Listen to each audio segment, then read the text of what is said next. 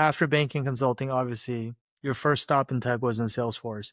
That was around 2011. And so I did a little bit of research, but back then I think they were around 5,000 employees, which is a lot, but $18 billion market cap. So they weren't like a small company anymore. But compared to today, they were still a very small company because today they're 76,000 employees and $270 billion in market cap, right? So they're one of the most successful, for those who don't know, one of the most successful software companies ever. Pretty much when you think SaaS, you think Salesforce. And so, what were some of the biggest challenges of working on the finance team in such a high growth business? And also, like, what lessons did you learn from that experience that kind of really shaped your career afterwards? Well, I think it's an interesting story for me how I actually landed in Salesforce. I was working at Booz in the Middle East. I was in Abu Dhabi working on a long-term project, and I get a random call back home from the US by this guy named Naeem Isak. And so he was a director at Salesforce at the time. He had been there a couple years, and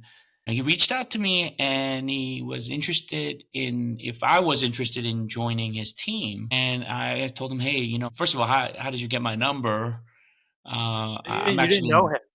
yeah, I never met him, talked to him, never heard of him. And he mentioned, if I forget, I had a friend of mine from Booz. His name was John Crawford, if my memory is correct. It was John that Naeem wanted to hire, but I think John was not interested. He was things were going well for him at Booz, and he's like, "Hey, I'm cool." I think John provided him my contact info. He said, "Hey, but I know someone who has similar background that you might be interested in talking to." So when Naeem reached out, I said, "Hey, you know what? I'll be back home for like a 2 week period, and then I have to come back to Middle East. But why don't we connect?"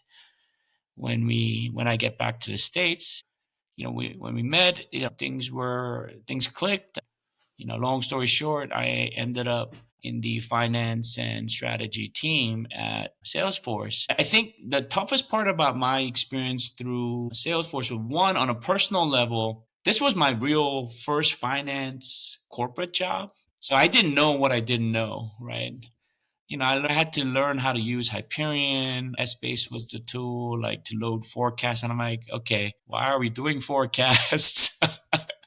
Partnering with accounting on closing the book. So this was kind of like, what I would say, baptism by fire on learning how to be a finance professional in a company. And I had some people that were really, helpful. I mean, obviously Naeem was experienced and he was a great mentor in teaching me the basics. And I also had some coworkers that really, I learned a lot from. It was a very tight knit team. We were part of what we call emerging finance team within the FNS. So we dealt with all the acquired companies, Radiant Six, Heroku. There was like a dozen companies. I can't recall them all, but these were the companies that Salesforce acquired during their hyper growth acquisitive period. So it was not only learning about how Salesforce worked, but how each individual companies were going to fit into the various different, cloud verticals, and how the team was going to get integrated into the products, the overall culture. So I would say there was a lot of, it was as busy, I would say, maybe even more so than banking and consulting. Wow. I would say, I mean, Naeem, who is now the CFO at Checker, I think he was looking for those ex bankers and ex consultants that could handle the hours, right? So, staying past 10, 11, midnight, you know. He does the type. Yeah, so he was, I think he was looking for people that can handle the stress. And many of us worked on a lot of deals. It was kind of like you're in a corporate finance team, but you're also doing post merger integration. You know, sometimes post merger integrations happen in consulting firms, right? Consultants hired to help with that. But Salesforce wasn't their culture to hire external consultants. It was like, no, we have a team internally. We're gonna, get this company incorporated into Salesforce and work with the leaders there on making sure that they grow now as part of Salesforce. I think it. I never expected my hours to go down.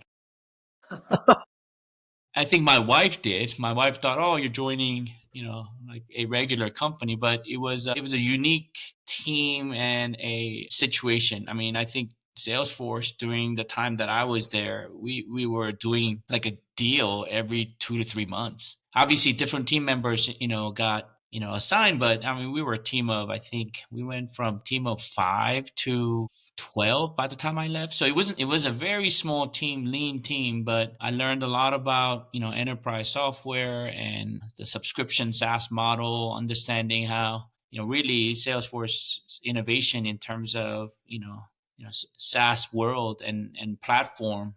Yeah. I learned a lot, and I had some incredible business partners on the Yeah. operations side too. So, again, hard work, long hours, but I had ton of fun. Yeah. There were some awesome people that I had a ton of fun with. I think, when I recollect all throughout my career, it was like I always try to have fun at work because it you spend so much time at work, right? And you wanna be close, and you want your effort to mean something. Yeah. And I think it means more when you are doing it with your teammates. Yeah.